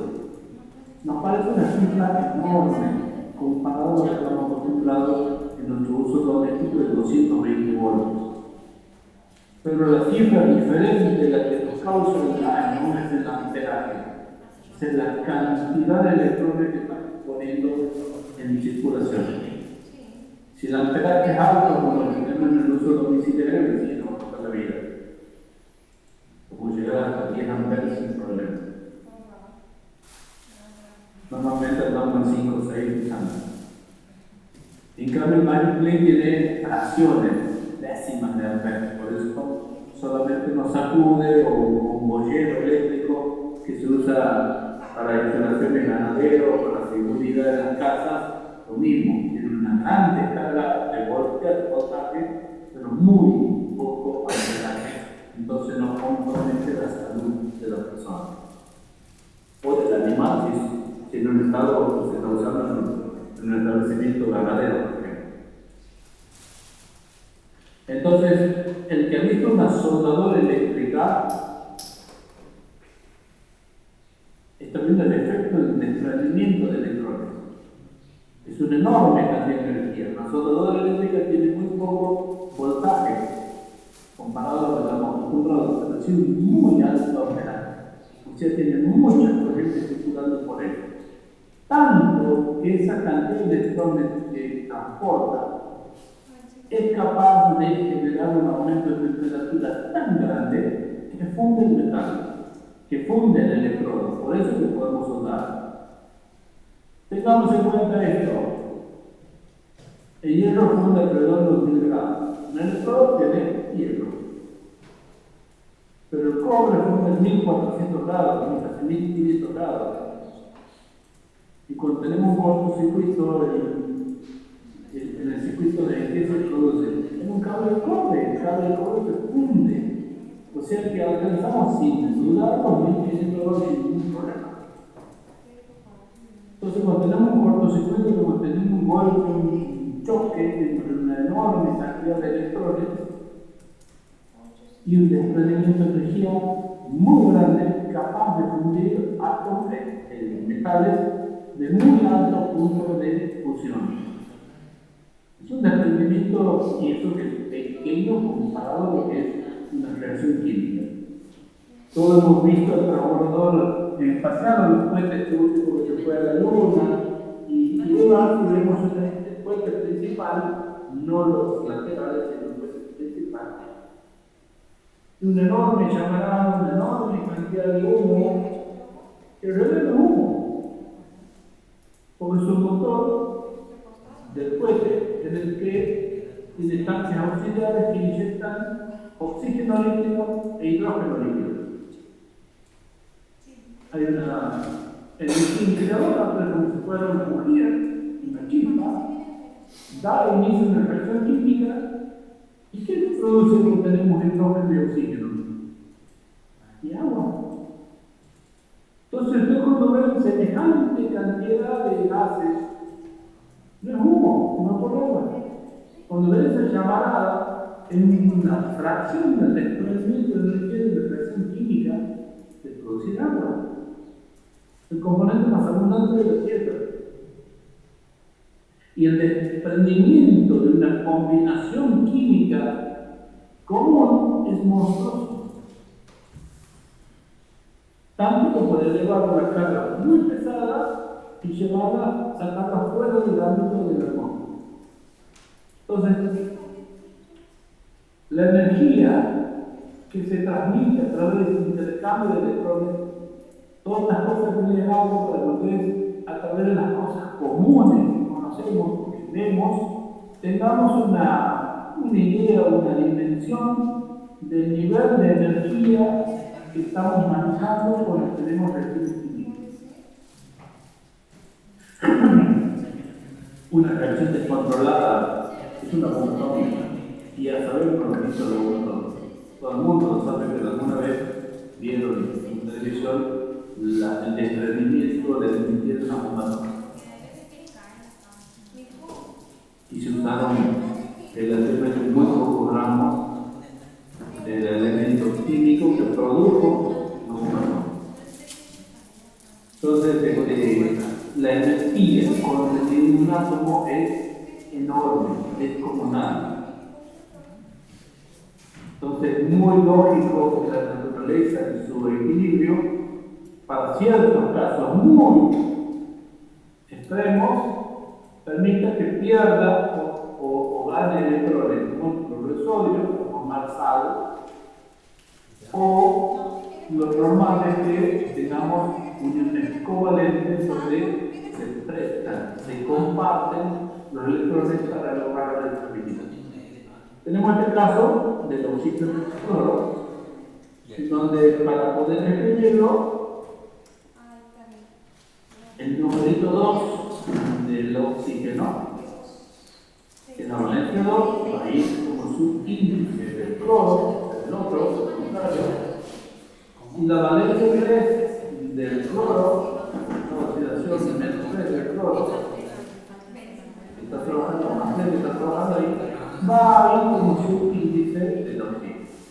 Entonces, al hacer esto, siempre vemos que el oxígeno es mucho más electronegativo por las mediciones físicas, mucho más electronegativo que el cloro. Quiere decir que es mucho más reactivo. Técnicamente es más reactivo que el cloro.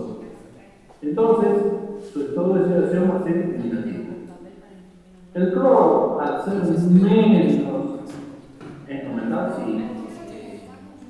¿Quiere secuestrar más electrones en vez de dados? Sí. ¿Es electronegativo? Sí. Pero como se enfrentó tiene un rival más poderoso que el oxígeno, cambió el estado de oxidación. Debe ser negativo y positivo. ¿Por qué? Porque no es más poderoso. Entonces, trabajamos con el estado de oxidación más 3 del cloro. Ese 3 va como subíndice de oxígeno. Entonces aquí me quedan 3 por 2 cargas negativas de oxígeno, en total tengo 6. Luego 2 de cloro, 2 átomos de cloro. Por el estado de oxidación más 3 que tengo aquí, voy a tener un estado total de más 6. Más 6 con menos 6, lo que se suma.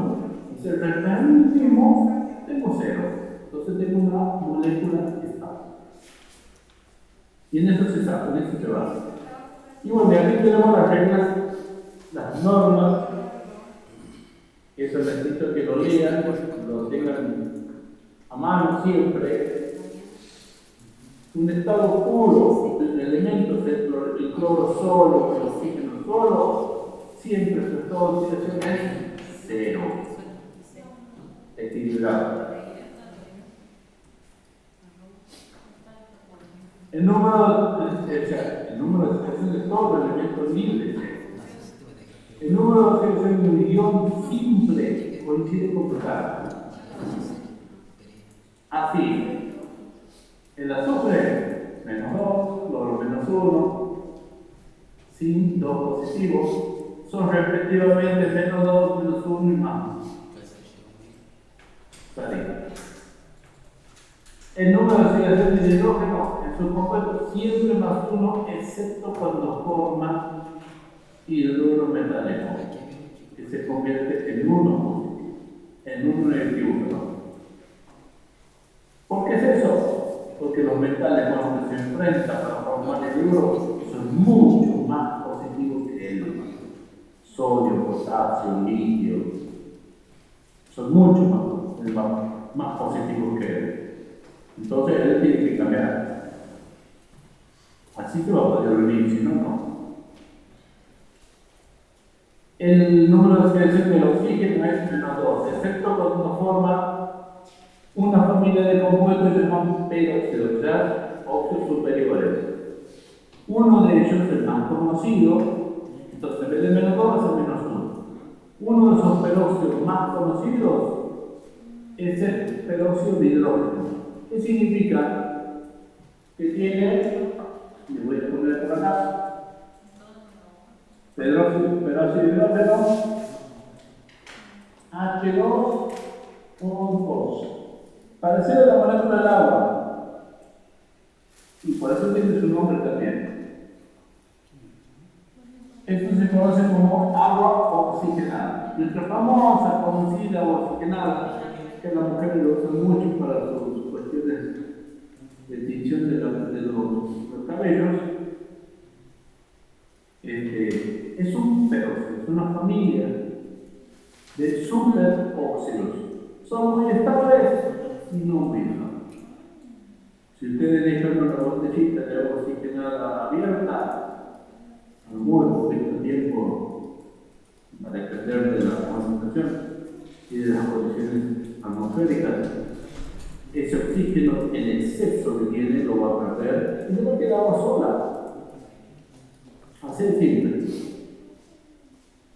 Porque tiene una inestabilidad, pero el estudio retarda, tiene un tiempo de vida útil, bajo ciertas condiciones se va a mantener estable. Pero cuando esas condiciones se las cambian, como dejar de estar bajo su envase, bueno, se convierte en agua común, agua destilada. El número de oxidación de los metales alcalinos es siempre más 1. O sea, sodio, litio, potasio y todo lo demás son más 1. De los alcalinos tercios siempre más 2. Calcio, bario, estroncio, toda la segunda columna, por eso se llama número 2, es más 2. El número de oxidación del flúor, F, y sus compuestos, estamos del otro lado de la tabla periódica, es menos 1. Pero todo lo que viene por atrás abajo de él tienen menos 1 a más 1, tienen más 3, más 5, más 7. O sea, 1, 3, 5, 7. La suma algebraica de los números 2 atómicos de los átomos de una molécula, que es lo que hemos hecho aquí arriba, con el oxígeno y el cloro, como viste en el ejemplito, siempre la suma algebraica es 0.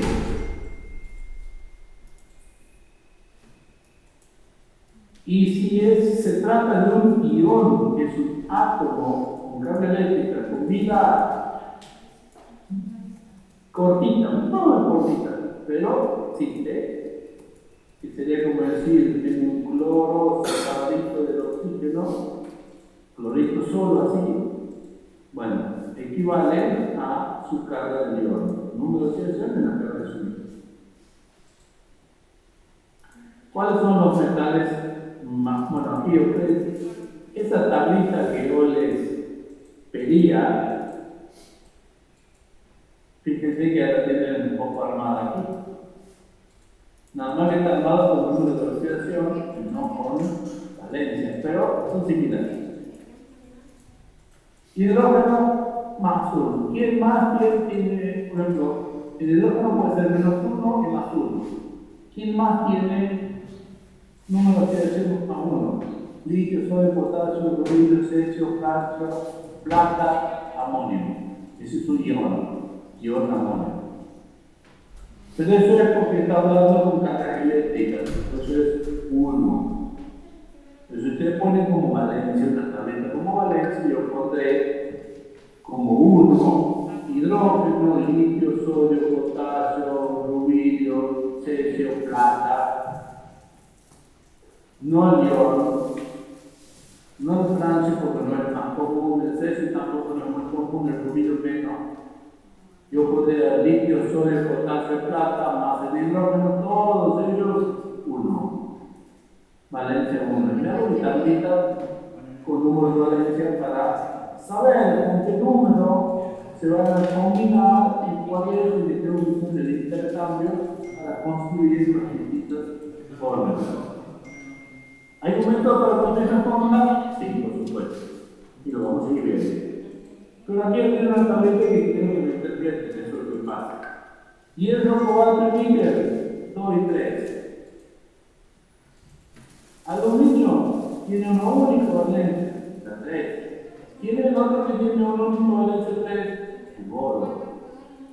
Nada más que si lo pongo con esta oxidación, puede ser menos 3 o más 3 dependiendo con quién se enfrente. Carbono, normalmente la valencia es 4, el silicio es 4.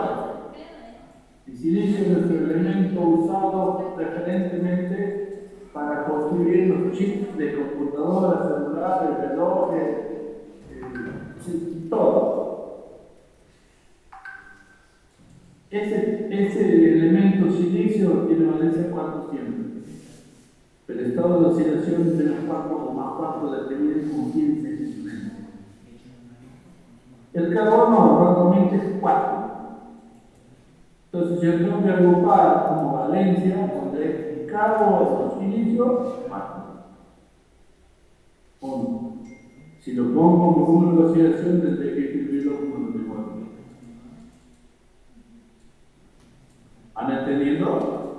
Entonces, aquí ustedes están agrupados, están más ordenaditos, como para que ustedes me entiendan también cómo tienen que armar su tablita de valencia para poder saber con qué número vamos a para poder construir las fórmulas o con qué número de valencia está actuando, con qué capacidad de combinación está actuando el elemento cuando ustedes vean una fórmula cripta completa.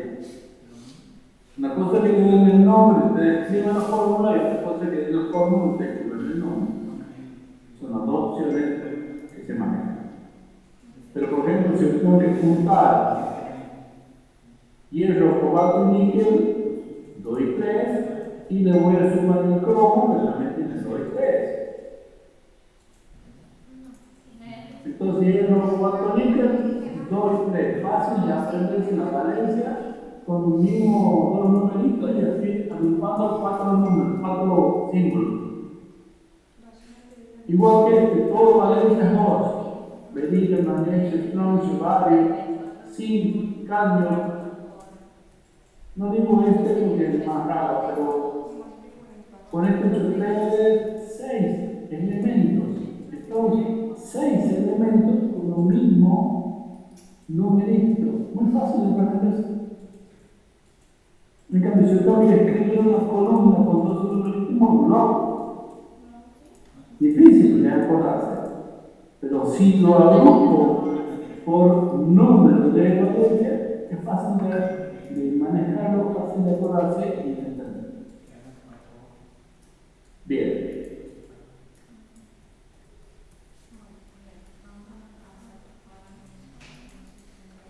En cualquier fórmula química le está diciendo regla general. Se escribe en primer lugar los elementos situados a la izquierda de la tabla. A la izquierda de la tabla. Y en segundo lugar los situados a la derecha. Quiere decir que primero van a escribir los metales y después los no metales. Ahí está el ejemplo: cloro de sodio, se escribe sodio primero y después cloro, y no al revés. Eso por convención. Siempre lo de la tabla de la izquierda primero por sobre lo de la derecha. Entonces, si yo tuviera que escribir hierro con cloro, primero voy a poner hierro, después cloro y no al revés. Porque hierro está aquí, más está en el centro, pero está más hacia la derecha, es metal, y el cloro está bien a la izquierda como no metal. Entonces primero va hierro y después va cloro. Primero metal, después no metal.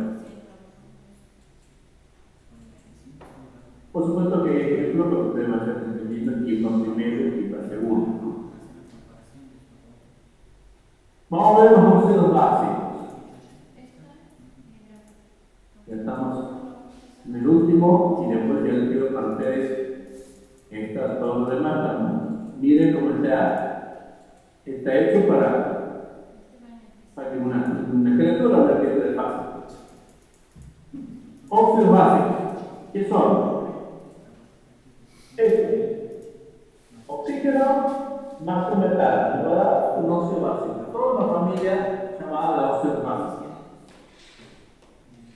Entonces tenemos un metal que tiene tendencia a perder electrones, puede ser carga positiva, y tenemos el oxígeno que tiene la otra punta de la tabla, en la parte derecha, que tiene tendencia a ganarnos. Por eso es negativo. Y siempre es menos 2, excepto menos 0,5 de menos 1. Pero lo normal en cualquier óxido es menos 2, siempre. Y no tiene otro número de combinación, no tiene otra valor más que 2. Entonces, cuando se combinan estos, el número 2 del oxígeno como subíndice del metal, por eso aparece aquí, y el más B, o valencia del metal, va como subíndice del oxígeno, por eso se pone en la B corta que abajo de la O. En criollo está aquí remarcadito, con puntitos y flechitas para indicar cómo se intercambian esos números. ¿Y cómo queda armado el óxido?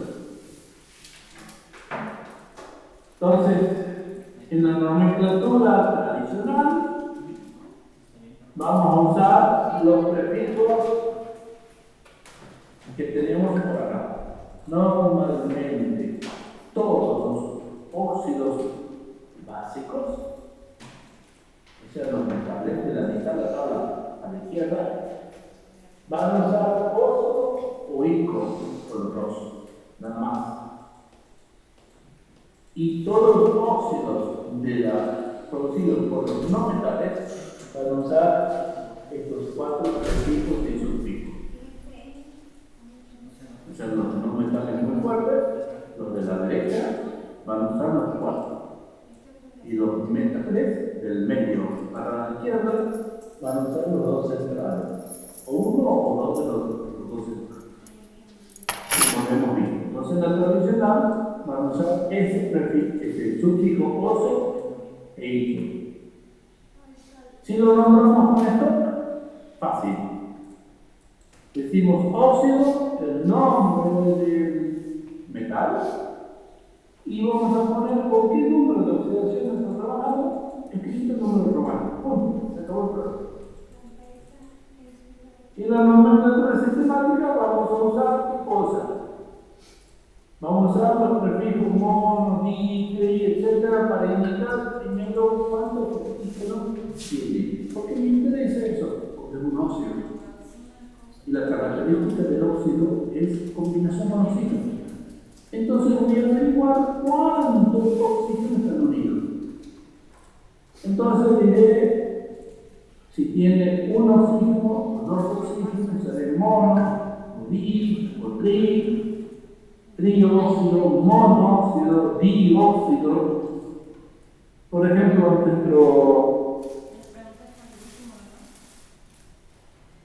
aquí voy a escribirlo. CO2, muy conocido. Lo tenemos en las gaseosas, en las bebidas, en las cervezas, en el champán, todo eso. Eso es carbono. Entonces estoy diciendo, di es dióxido, dos oxígenos. ¿De qué? De carbono. ¿Por qué no le digo ningún número para uno solo, para el número uno ahí? ¿Por qué sucede eso? Porque el carbono está con 4 y el oxígeno está con 2, cuando se simplifica queda 2. Y en 2 veces el que viene con más índice es aquí. Sí. Parece que hay simplificación del número cuando se simplifica. Entonces, dióxido de carbono. Muy conocido. Después tenemos monóxido de carbono, que nos causa grave daño a la salud cuando usamos los braseros para calentar en las épocas invernales. ¿Por qué? Porque es un gas que no tiene olor, no tiene color, no tiene gusto, pero nos afecta enormemente la capacidad de absorción de oxígeno por parte de la hemoglobina en la sangre y terminamos asfixiados. Entonces, por más que nos pongan oxígeno, por más que salga los respiros afuera, vamos teniendo merma de la capacidad de oxigenación de la sangre, porque tenemos menos oxígeno, vamos durmiendo, nos desmayamos por falta de oxígeno y muchas personas lamentablemente pierden la vida porque se murieron asfixiados en la semana. Por eso es la característica del monóxido de carbono. El dióxido de carbono no